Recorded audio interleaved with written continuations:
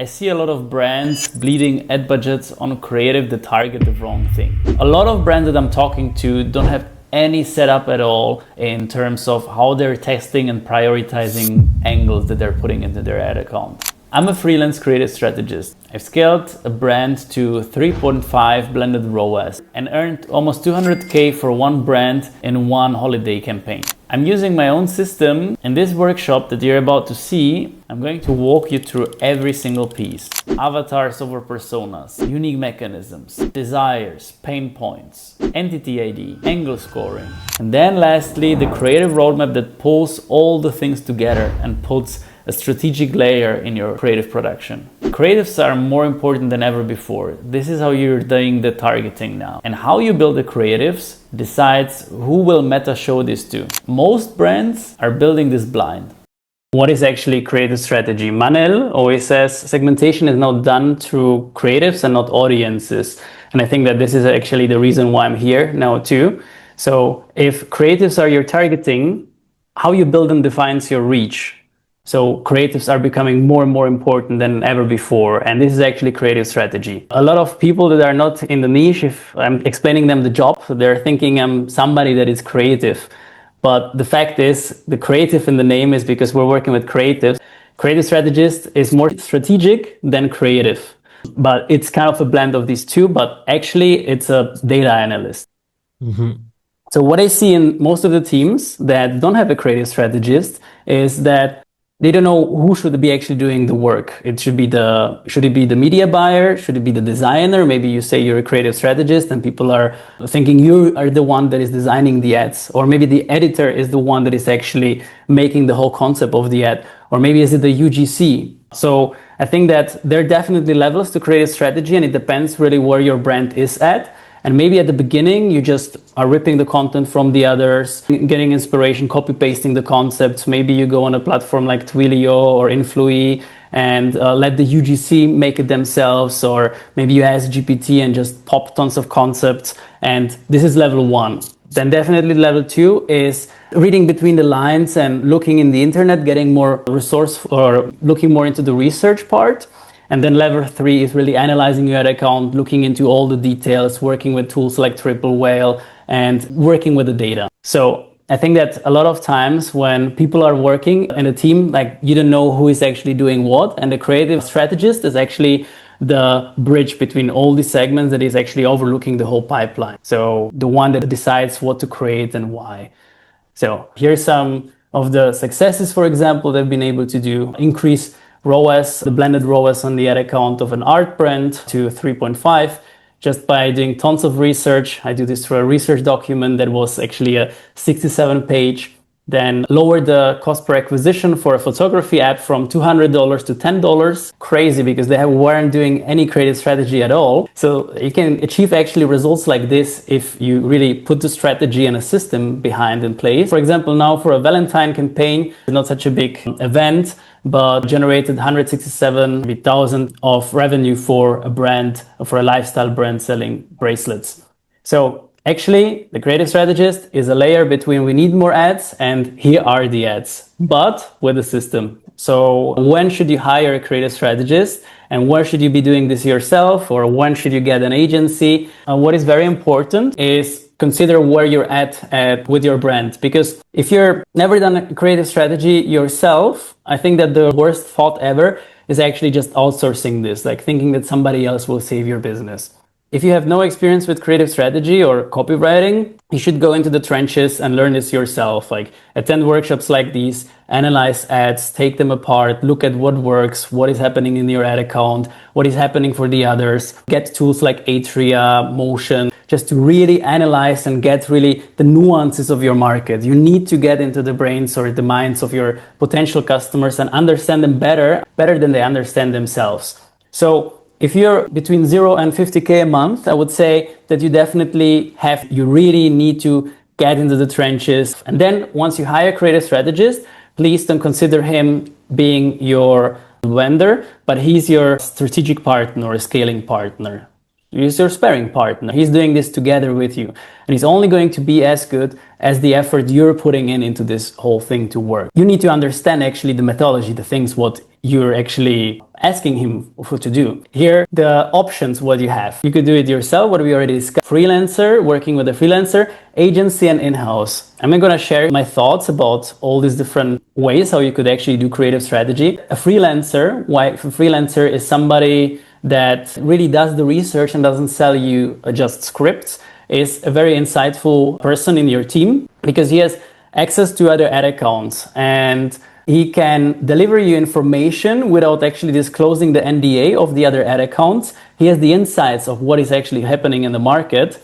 And if you incentivize him by commission, he will really be motivated by delivering you extremely great results. Then an agency, like I have mixed feelings. The good part about an agency is that they control the whole pipeline. So if you have extra bandwidth, maybe you need extra 20 batches a month, agency is going to do the work for you. But then on the other hand, if you don't have this understanding of the metrics and of creative strategy and what is good copy and what isn't, they can easily fool you because they control the whole pipeline. I've heard this many of times from my clients. Oh, you ask them for the research that they've done and they don't want to share it. So, I mean, this is a sign that maybe there isn't any research in place.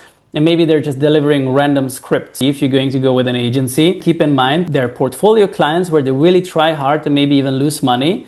And then there are the clients that are just the average clients. So I would start here doing it yourself, then maybe upgrade to a freelancer. If you need an extra pipeline, if you need extra ads and just completely done for you, I would choose the agency. And then once you have integrated processes and everything works and everything is smooth, I would move in-house. And this is also something that Alex Hormozi says about any team that he's building inside of his business. He hires an agency actually. He mimics everything. He asks them, can I pay you extra for consulting just to understand better your processes? Does a couple of hours or one-on-one lessons with them and then internalize this in-house and build this team in like 6 months. The downside of the in-house, I would never hire somebody that is smarter than you in terms of creative strategy. If he is really, really good, then it's a sales position and he will earn more from multiple clients, has the access to multiple clients' accounts. And I think that the market is the biggest teacher in terms of creatives. If he's just willing to be in-house, this is my personal opinion on this, he's hiding from the market. He's maybe not such a good creative strategist because he can earn way more if he's out there in the trenches and really working on the performance of multiple ad accounts. Unfair advantage of a freelancer is having access to multiple ad accounts without disclosing the NDA. That's like something really amazing. So how to spot a good creative strategist? The good creative strategist is not the vendor that he asks you, send me the products and I will write 10 scripts. Sometimes people reach out to me and they're like, how much is for 10 scripts? But I actually don't write a single line before I do my Sherlock Holmes work and analyze everything in the market and understand how the people are actually working, what are their patterns. I want that the brands that I'm working with are communicating as they're part of their tribe. I need to show them that we are one of them through my ads.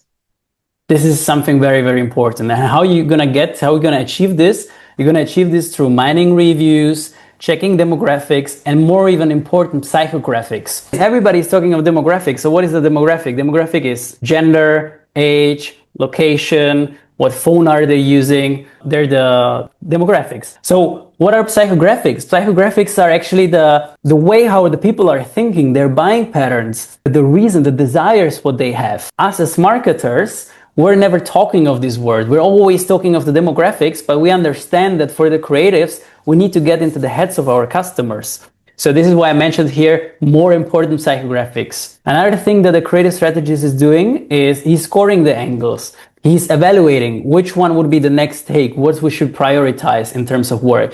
Should we do this new concept? Should we do this iteration? So he's scoring these things. I have a scoring table that you can use later on for your ad account. Finally, he scripts, because this is what you actually want the creative strategist to do. But you shouldn't be just one script. You should actually want all of these, although this is not directly making you money, but it makes you understand which direction to actually take. And what does the creative strategist do every week?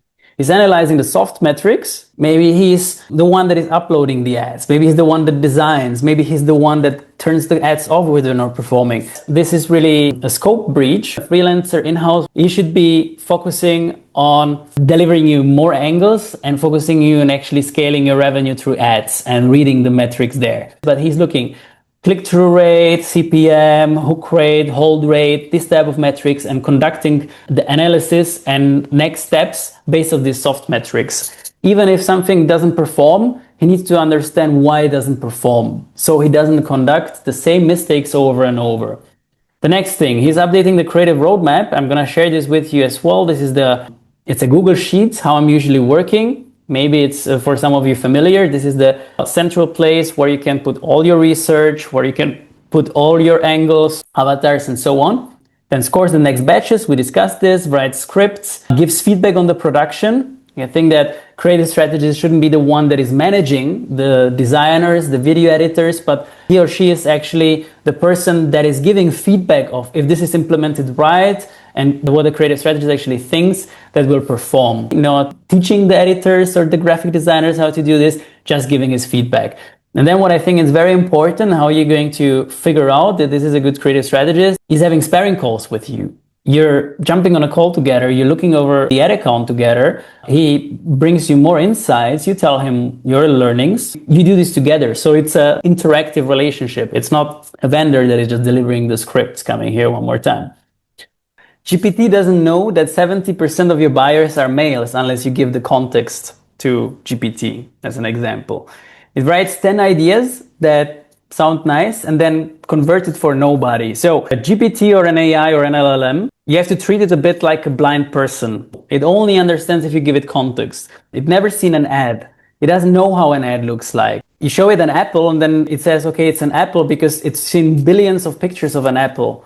But then you show it a banana and you never seen a banana, it will say not apple. And the same goes with using LLM for creative strategies. We have to give it context documents for how a good ad looks like, how our banger ads are looking. Maybe give it metrics. Never ever be this guy that is writing 10 ad hooks for the supplement brand. It doesn't know, it has absolutely no data. The best thing, if you want to add ads to Claude, like Claude is definitely better than GPT, but everybody knows this by now, is 3 to 5 ads at minimum in the direction that you actually want to get. So let's say you want UGC, you give it 3 to 5 examples of UGC that are performing for you. Garbage in, garbage out. It's only going to do a good job as the input you give it. Research is very, very important. Where AI helps, mining the reviews with claim proof checking, when looking for the studies, for medical studies. For example, if you work in beauty or health niche, to figure out the iterations, to do the research for competitors, looking for influencers, taking apart like SWOT analysis. And especially what I like is mining ad comments or your own reviews and then looking for the patterns there. There it's amazing because you have just tons of data. Would get overwhelmed when you're reading it yourself, but it can create you a report and show you the patterns. So you can create strategic documents. AI destroys you if you just stop using this thing that you have here attached on your neck and just copy paste the output that GPT or Claude gives you. It's just completely replacing strategic thinking. Yes, AI is getting better. I love AI and I'm getting super nerdy about it. Creative strategy is a gold mine, what you can do with AI. But then on the other hand, it's only amplifying the inputs that you're giving it. So coming back to this garbage in, garbage out, if you put garbage in, it's going to amplify more garbage and then rip creative strategy. We can actually be happy if we're smart about it. We can be happy about it because all the other people are using Claude, copy paste, AI, and we have extreme advantage if we're using it smart to not copy paste the output, but being strategic about this, learning all these principles. In software engineering, it's exactly the same thing. You still need to have a big vision. You need to have the plan, and Claude cannot do this, even if you give it context documents and whatsoever. And the same goes with creative strategy. So I think creative strategists are going to be here for a long time. Human psychology is not going to die out. We're actually going to dive in now into 10 frameworks or 10 principles that I'm using for creative strategy. First, we're going to look at desires, then we're going to look at unique mechanism, then of some research principles, to the awareness stages, then how I'm scoring the ads, quick dive into the entity IDs, how to run iterations, how to batch. I'm going to show you my creative roadmap, and then finally the soft metrics and we're gonna wrap up with the Q&A. Eugene Schwartz is an author. Like, if you haven't read his book, Breakthrough Advertising, he's explaining 3 core principles: the mass desires, awareness levels of the market, and sophistication. If there should be one only book that you should read, and if there should be one only take from this lesson, read this book. Take your time to read it, it's very dense. Desires are one of these principles. In my opinion, they're more important than personas, because if you say the word persona in marketing language, it's fine. But if I say Manel has a persona, I'm judging him. But we're judging our customers, we're thinking they're personas, but maybe we're missing out, we're having blind spots because we say they're this, they're this, they're this, and they're blind spots. When we're doing creative strategy, the first step is actually not even creative strategy, it's the product. As a dropshipper, you're looking for the product that is winning. If you maybe have a cool idea that you want to market, or you research the market and you have now your product. The next thing is the offer, where you're iterating your offer. Alex Ramosi with his cold friendly offers and with his 100 million offers, best resource for e-commerce. Let's say I offer a banana for $10. Nobody's gonna buy my banana because it's a shitty offer. If I offer a banana for 20 cents, probably people are gonna buy my banana because it's a good offer. The next one is the desires. So desires are the emotions, the core emotion, what I'm trying to achieve, the story behind the product. Try to put yourself more into the shoes of your customers. For example, if I would want to buy now a Bluetooth box, a Bluetooth speaker, I'm already telling myself stories what I will have with this Bluetooth speaker. Maybe I will go to the swimming pool with my friends, maybe I will do a barbecue, or I will dance bachata with my girlfriend somewhere on the beach. I'm buying myself these stories. I'm not buying the feature. Yeah, it's nice that it lasts for 30 hours on one battery charge, but it's the desire that I'm creating around. Yeah, and then it's the features. If the desire is the wave, the persona is just who is surfing it. If we put the desire first, we're targeting a bigger pool of a bigger audience. I'm going to show you exactly why.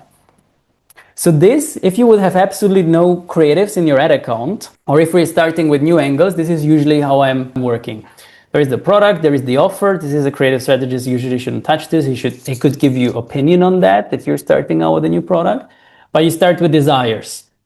Then you move into the benefit, because these are the biggest needle movers. So maybe Manel that wants to buy the Bluetooth speaker, and me, we have the same desire. We want to dance bachata with our girlfriends on the beach, but we're completely different personas in completely different demographics. He's in Barcelona, I'm in Bali, he's maybe a bit older or younger, but our desire is the same. So this is the bigger needle mover than the personas. But I think that this comes way later.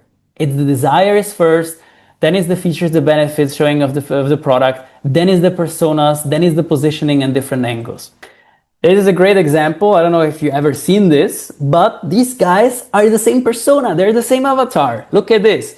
Prince Charles, Ozzy Osbourne, both male, born 1948, raised in the UK, married twice, lived in the castle, wealthy and famous. If I'm targeting the same persona, I'm targeting this guy, but I'm targeting this guy and I'm labeling them the same way. So guys, don't judge, be curious and understand your market. This is how important the research is. Because if I have avatar 1, and let's say here, for example, it's be hungry, no sex, the other one is here, post-menopause, and then you have the third one, fourth one, I'm giving them labels again. And maybe there are other avatars that are having a piece of each of these avatars, and I'm not seeing them because I'm focusing on this one avatar, because I'm labeling them. Understanding the language of the customers are important, and this psychology comes first, not the avatars. So avatars, in my opinion, is a bit of judgment. So step 2, this is a bit of a different concept. It's unique mechanism. I'm gonna do a quick overview of the unique mechanism. So unique mechanism has also 3 levels. So I'm working in a sophisticated market, which is the concept number 2 from Eugene Schwartz in his book. Sophistication means how often the same was introduced to somebody. And maybe I'm selling soccer shoes and kickers, and everybody knows this product, and the only way how I could actually differentiate myself is maybe a different offer, maybe packaging it, making a cold friendly offer, or implementing a new mechanism, and this is exactly where it is. Sometimes your ads are not performing because you're working in a saturated market, and there are too many other fishes. It's too much of a red market, too many other fishes working on the same problem. For example, in a health niche, they're explaining exactly the same problem. Then the solution would be explaining the solution that are out there. You're explaining why your solution is better, like explaining it and working on the solution. And then you have the same thing working on the product. Example, Dyson is not saying on our multiplier it's 1500 watts, but they're selling the emotions, right? So not our product is better, but why is it better in a way that nobody else can say? If you can articulate it clearly, then even your ads won't do this. A great example is, and this is something that you can take as an insight for you because we're marketers and we're constantly interacting with marketing materials out there. And I find this fascinating. Like back in the day, BlackBerry, red market where you had BlackBerry, Nokia and keyboard, Apple introduced this phone and they introduced it in a simple way. They just said it's an iPod, phone, an internet browser, all in one device. And BlackBerry would think this is not going to take over, but it took over. So they iterated, created a new unique mechanism. The unique mechanism, you can maybe describe it, explain the problem what they have, or maybe you can really iterate your product. And if you look now from one iPhone to the other, they're even doing it nowadays. Look how different the iPhone, what is it now, the orange one, 16 I think, no? Is different from the 15. You can definitely differentiate them. If you want to be in the cool club of Apple, you can clearly see that the other product, the newest one, is different. And it works. You see that there are some people actually buying the newest iPhone all the time. So this is a unique mechanism. But hold on, it's a different formula. It's a new unique mechanism. It's a car polisher 2000. It's a unique mechanism. Everybody in the niche probably has bought a car polisher, but this guy with an earring is going to show you that this is a different product because he's explaining the unique mechanism a complete different way. And this worked in 2000. Look at this. Without the platinum, without this product, with the platinum. How great is it? Shut up and take my money. Okay, so step 3, the deep research. We already talked a lot about this. To me, in my opinion, it's very important just to really scrape every single aspect of the internet that's out there. And I think that there are levels to how valuable the information out there is. Level 1 is your ad account because you bought this information and it is already working on the account where you're going to test the concepts. So this is the most valuable insight that you have. Then the second one is your reviews and your ad comments. The reviews are actually the most aware clients because they have purchased from you. And then in the ads, they're problem solution aware, maybe even unaware, but problem solution aware. These are the levels where they're. So these information are great. And then your competitor reviews, and then it's the research. I'm not putting the research down, but there is tons of valuable insight that you can get out in the internet. You know it, Reddit, YouTube comments. Yeah, YouTube comments are a great one. I'm sure that there are very little people are looking into the YouTube comments. Then, of course, TikTok, your own ads, looking on the competitors, looking how long the ads are running. I think that now you can see the impressions on the ads. In all the markets before that, it was only in the EU. You could technically calculate how much they spent if you put the benchmark on a CPM. Let's say it's $15. You could calculate it, how much they spent. It's not going to be accurate, but you can better compare one ad to the other, like which has more spent. This is a great insight. You can ad spy other people, other brands by using tools like ad spies and looking at the biggest engagement. And you're taking apart the reviews, really the language. This is so insightful. So insightful. Yeah, as I said, like I want to communicate that I'm one of them, that I'm part of their tribe. Awareness stages. Quick recap of the awareness stages, just so we're all on the same page. Unaware, they aren't aware of their desire or that they have a problem, or they will probably not even admit it. It will take extreme amount of time to convert these people. Problem aware, they know they have a problem to solve, but they aren't aware of any specific solution. Solution aware, they know there is a solution to their problem, but they don't know of any specific products to solve it.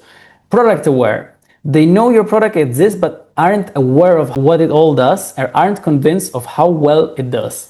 Most aware, they know your product and what it does, but haven't gotten around by purchasing it yet. Maybe they need the last push. Where most of the buyers are in the problem aware, but it takes you longer time to actually convert them. Product aware, so for example, an ad that is product aware would be an offer ad, like we're closing, 70% discount.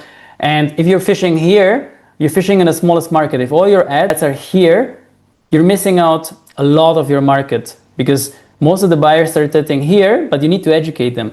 Especially when you're a new brand on the market, for example, you need to start with a problem aware. You need to gain some authority in the market. Yeah, you can send product aware, but you're going to fish out the pond very fast. So you need to start the marketing touches. The people need to watch multiple of your ads, and these ads work in a symbiosis together, like the hippo and the bird. Some of the ads are bringing the people in, the colder audiences, and some of the ads are converting them. So you always, the most amount of ads that you should have are actually the problem aware ads, because you have to, and different angles in the problem aware, because this is how you're bringing people in. But together they work and are creating this biome. So maybe you have 40 offer ads, you're fishing in the smallest pool. I have a freebie for you later on. This is also added in there. I'm going to share you the templates for each of the stage, how you could actually make ads for each of the stage. You're gonna be like this guy if you're just fishing in the most aware. He has a river here in the back. This is probably how it's going to look for him if he is just fishing here and not nurturing the people in the other pond, in the river. Where are the buyers? It really depends on the market, but you could technically evaluate and look what is the percentage in the different levels of the market. Unaware, most of the people probably are in this part of the market. They don't even know that they have this problem or don't want to admit it. In the problem aware, they know they have it, but don't know any specific way how to solve it, but they're still not buyers. Then solution aware, they start to be the buyers. You see that there are way less of them. So you need to bring the people here, down here. It's a funnel. It's a marketing funnel. And then product aware are definitely buyers. The conversion potential is very high, but they're just 10% maybe. And most aware are maybe 5%. So if you're just working in these two stages, you're maybe targeting 15% of the market. So why are you waiting for all the others? And this is why you need to put more creatives out there and you need to be testing more. You need to be putting more angles, because if you have to target more people here, they have way more different angles to cover, way more different desires than just here. So just ask yourself, where does 80% of your budget go to? Angle scoring. Again, like here I have a freebie for you, so you can do it yourself. You can go through your ad account and look at how you're scoring your ad account and look for new angles or the angles that have the highest impact. So you can score your ads that you have running right now. You can look for what is actually working, and then the new angles, you can score them, like give them a number and see what has the biggest impact. So you're not guessing. I think that this would work very well, like selling the 2 bananas for $10, but you will actually score them and have metric behind that and then test a bit more systematically. Here, some criterions, like how often does it come in the research? Maybe is it a word or a problem that comes often? You can even use an extra sheet when you're doing the research, or ask AI. Claude is very good at this too. And every time write 1 on your sheet when you're seeing this. You can use Google Trends and see the spikes in there. You can use Google Ads. There's the keyword finder. You can use even Ahrefs and tools like this just to see how often people are searching for something. And not only on TikTok and Atria, where everybody is actually looking for this type of information. Is it rare or is it everywhere? Then the emotional intensity, how people describe this. Do they describe it in a mild way, or do they say, I dread waking up?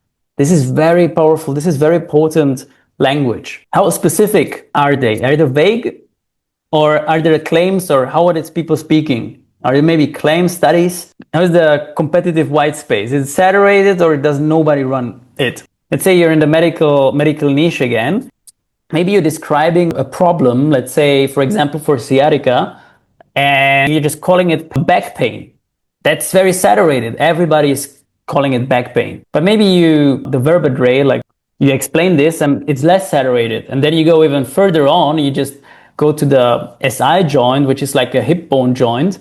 Maybe if your product is still solving this, nobody runs this, and maybe this is going to be a winning angle, because there's no competition, and people are already too saturated, too sophisticated, because they've heard this product as a solution for their problem often. So you need to introduce a new unique mechanism of the problem or of the solution. And then how is the production feasibility? Is it simple to produce, or complex, or simple to shot?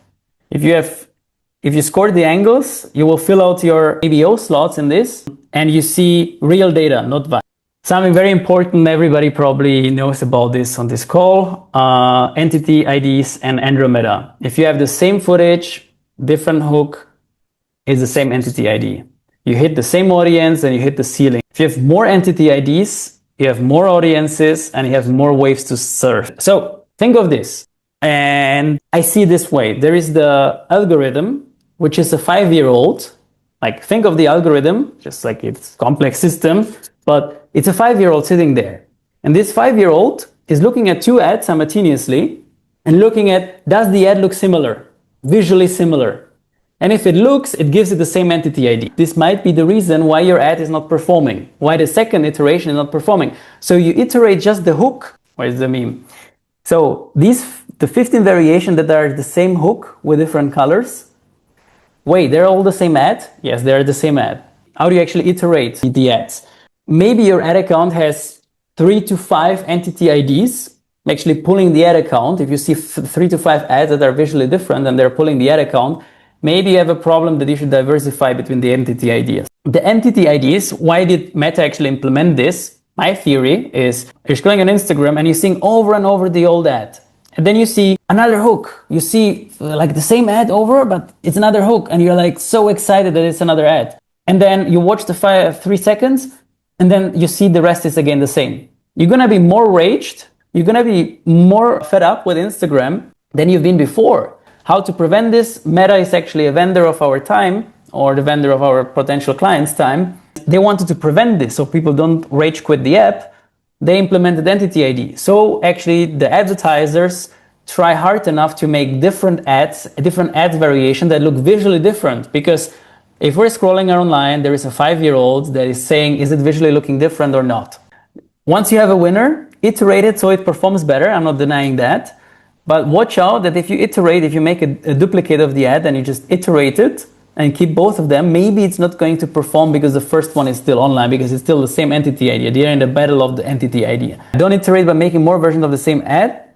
Instead, iterate in dimensions, not just variation of the one ad. So what is dimension? Dimensions is, I'm having one angle, so the angle, I have a winning angle. Let's say we stay here with this unique mechanism, the sciatica problem, the SI joint problem, what we described before.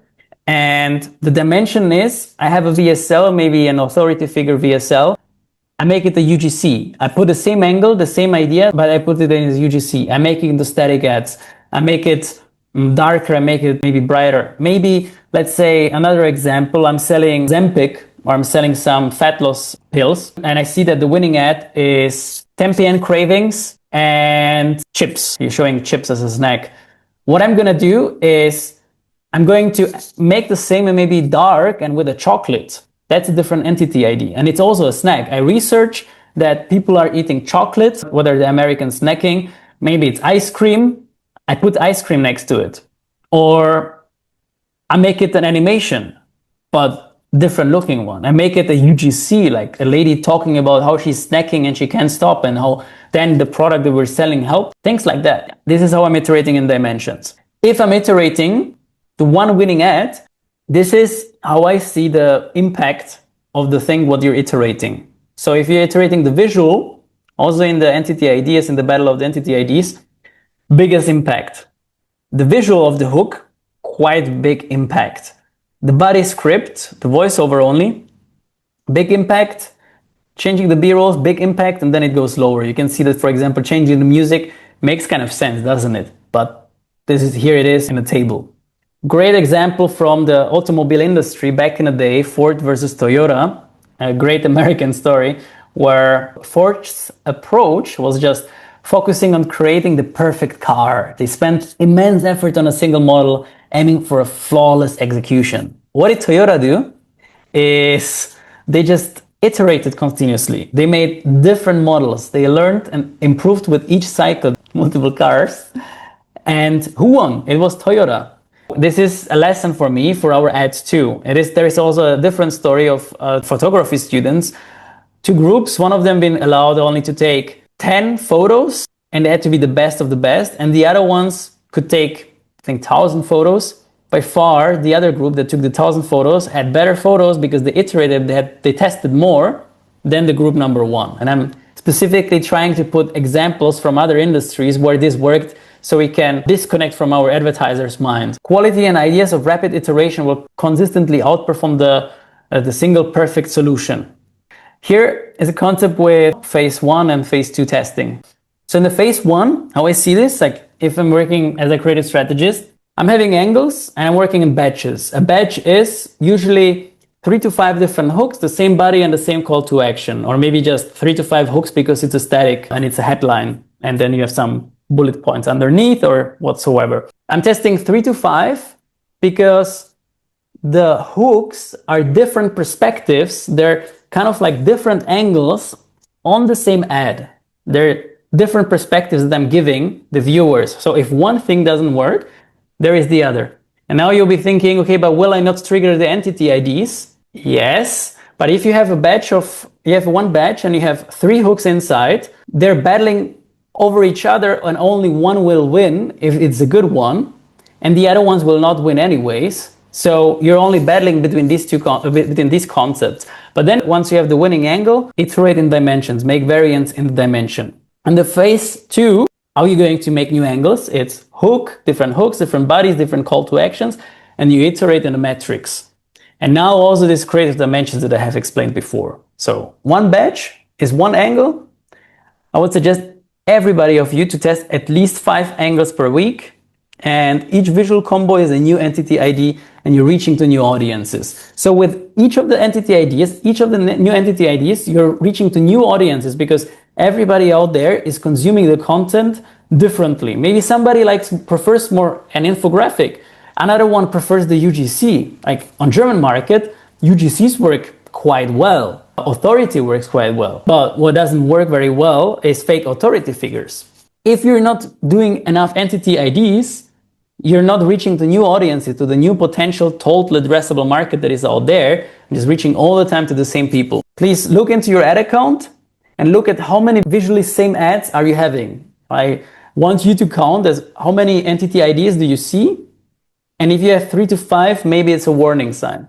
Creative roadmap, this is how I'm tracking everything. This is how it's actually structured. I'm just going to dive right into it. Maybe some of you have seen this. This is not rocket science. It's coming from Nick Theriot. Then it's iterated from Evolve. Then it was iterated from when I was working with RO Media. Then I've added something new to this. And you don't need to have the extreme complex system on how you're tracking this. Like as long as you're tracking it and you're collecting the data that you're paying with your money, it's enough. So here I'm usually adding all the different research documents, everything so the whole team can access this whenever they need. And here I'm breaking apart the whole product. I put the different products I'm selling, the features, why is this feature included, and what is the benefit if this benefit is included, what is the emotion that I'm reaching, and then the desire. And then each of these tabs is doing something individual.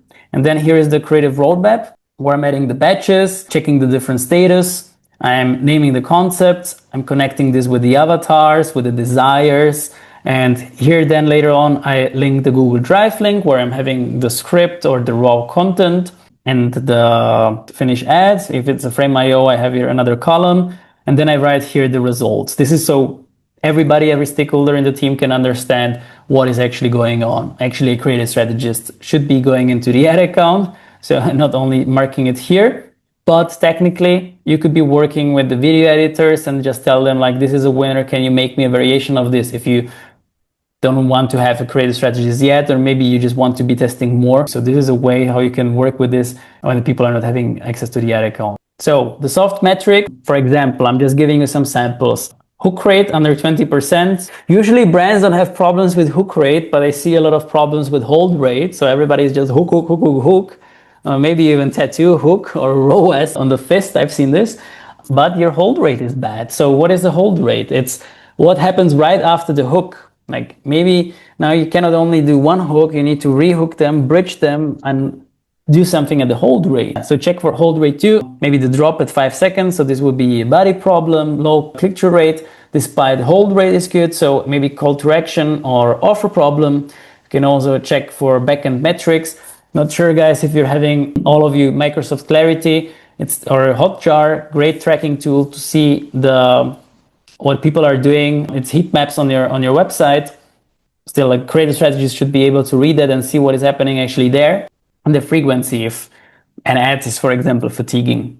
This system, if you're using a system like this, if you're using these core principles and you systematically test one ad after the other, then you have a system that finds the things. Yeah, this system finds what works with data, research, and scoring. And then with Manel, you learn how to hyperscale this and take the winning creatives on the waves and put the budgets in the right places behind. How do you track the performance of the creatives, and how do you report them to the person that is above you? Or like if you are an agency, how do you report them to the client? Because currently I have a creative strategist, but what I'm struggling with is that we do not have a clear way to track our metrics and a clear way that he can report to me so I can understand what is the bottleneck. So the creative strategist is not reporting these metrics to you, or? Yeah, he's not reporting them to me. He's a junior guy, so I've been training him a lot. So basically, he struggles to check the ad account. He struggles to see what's working, what's not. I believe that's because we do not have a way to clearly see our metrics beyond the ad account. So like we do not have a spreadsheet where we can see, oh, this ad has this hook hate, this hold hate, and things like that. And also, we do not have some kind of report. Does he perform? Like, are you happy with his results besides the reporting? How are the results? No, I'm not happy with the results. Maybe this is the core issue, because I think that like if you're a creative strategist that doesn't look into the ad account, you're like, I don't know, a barber working with his hands. So how about you make him exact SOP on when to report, what to report, how to look at it. Maybe you, if he is not skilled in the ad account, you tell him, you help him set up the columns that you need. Then you tell him how often to report this, what to look at. You can do a one-on-one with him. You record this one-on-one and then give him an exact step-by-step. I can probably give you a template. I'm just gonna give you a report that I've done, an autopsy report. So after a month that I finish with the client on everything that is happening there, the patterns, what I'm seeing there. So you can do this, I think a minimum like 1 month, but 2 weeks would be ideal. I will share this with Manel then, because I have to clear the data, and then he can share this with you in the school community. This is also the reason, like maybe I'm derouting a bit, but I see definitely the pattern that like every more successful entrepreneur, like of e-commerce, they usually started with sales. Like they have to be good at sales. You, if you're in e-commerce, you have to be good with creative strategy and media buying, because otherwise just outsourcing this main source of income, the leads, to somebody else, you don't understand what the person is doing. So you don't give the faith of your business into the hands of somebody else. My question for you is, in a few parts, I found winning systems. Before and afters do really well for the clinic. We know that there are like hybrids versus UGC versus, like problem solution type UGC creatives that do really well. I feel like we've had this like flywheel of winning types of content, and the service doesn't change. It's always Botox is Botox. Botox is the same what it was 15 years ago as what it is today. So the core question that I have is, how do I think about spicing things up, or in the context of a local business especially? How do I think about creative strategy if I already know a format that is winning? With SMMA, I know that a lot of you guys are actually just running the same ads, and they just like, it works in one area, you just move it and copy paste it on another area and it works. The same goes, like I'm sure that there is no clinic that it's one-on-one to compare, they're doing the same. So there is always something different, or you make it a different unique mechanism. Like you figure out what they're doing different. So this is one of the paths what you could be doing. And the other one is just the offer and the exposure. So in a lot of also fashion, in the fashion niche, like sooner or later, people are going to buy if they're being exposed to a certain amount of number of ads. But you can accelerate the speed if you work on the unique mechanism. The clinic, one clinic to the other is probably going to be different. So show exactly what the people want to look for. Show for the emotion, for the transformation. Maybe talk about the objections that people are having. So you're not just offering, here's a Botox, give us a quote, but maybe you're pre-handling the objections already on the ads. So then one of the things is you just need to change the creative because it has the ad fatigue. Technically, it's still the same creative, but this is how you handle new content. So for example, like you really figure out what is happening in your niche. And I'm saying like, objections could be one of these things, that you pre-handle the objection that people maybe have in the area. Maybe you explain them. Like I have a friend who's he's an influencer in the hair niche, and what I see, like what is working really well for him is just comparing different clinics, like actually educating them. I'm sure that none of your competitors is actually educating the potential clients. Yeah, and in fact, actually, like Alex Hormozi had this segment that he was saying that he's seeing a singularity between like a convergence of organic and paid ads starting to look and sound the same. Yeah, good point. Thank you so much, Matt, that you're bringing this up, because my opinion, and guys, please listen, everybody, is we're getting fed up with ads. We're being fed up with ads looking like ads. We want to look for organic content. Now, the point is, you're actually getting inspired from organic and making it look as organic as possible. There is even one creative strategist, his name is Barry Hott. His brand is called Ugly Ads. So he is literally saying, get an ugly camera, peephole camera, and record people with pixel rate. He's taking it to the extreme because these things work. People want ads that don't look like ads. And if you just run an ad that you put an UFO on a roof, for example, in solar, SMMA, people are saturated by ads looking like ads or looking like a flyer from Canva. But first, like do research, do competitor research, use tools like Atria. Maybe there are even other countries where the approach is looking different. Like for example, doing one lead gen and the inspiration was Brazil. Like I've seen like really good ads in Brazil, for example, in comparison to what I've seen in the US. In the US, everybody was just like, I'm gonna launch as many businesses as possible or launch ads for as many businesses as possible, and everything looked just very ugly. So I think that going the one extra mile in SMMA is going to do tremendous, because you're competing with so many people and nobody's putting in the effort. And if you just put a bit of extra effort, I think you're gonna do tremendously. So Daniel, how do you personally differentiate what an angle or a sub-angle when you're dubs in order to go to a new audience when you're looking to work for a concept? And in your experience, how many angles and avatars you see per brand to scale? I mean, if you find 2 angles that works, it's better to double down on the dimensions in this concept. I would love to have the reports also. Thank you so much. I cannot really say that there is a certain number of how many angles actually work for a certain brand. Let's say you have 10 winning ads. Let's say you're having this in the ad account and there are different angles. Why not doubling down? Like, depends like what you want to do, but I think that most of us want more revenue. So I would double down definitely on and iterating the ads that are actually working and work in the dimensions. But I wouldn't like sleep on this success forever.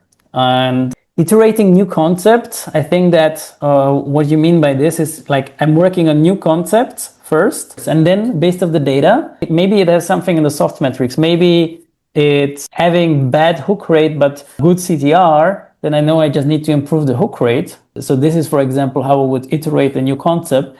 But then on the winning ads, like if I'm having good winning ads and there is still leverage, then I can still iterate something on the winning ads, or I can iterate them in dimensions. Why not? Why not iterating them and getting more revenue this way? But then on the other hand, I should be always making new concepts and adding new stuff into the ad account. I should be always having something in testing. So here you have it. This is a system that will help you make creatives that will convert. Then scaling those winners while keeping in mind the entity IDs is the next step. I've been running a different approach over the past month. It has completely changed what my clients have pulled out of the Meta account. You can check my next videos where I show you how I'm breaking apart ads from your competitors, what are the learnings that I see in each of the individual ads, how I'm looking at the framework, looking at the big scope strategy that each of the individual brand is doing. I'll be happy if you check them out.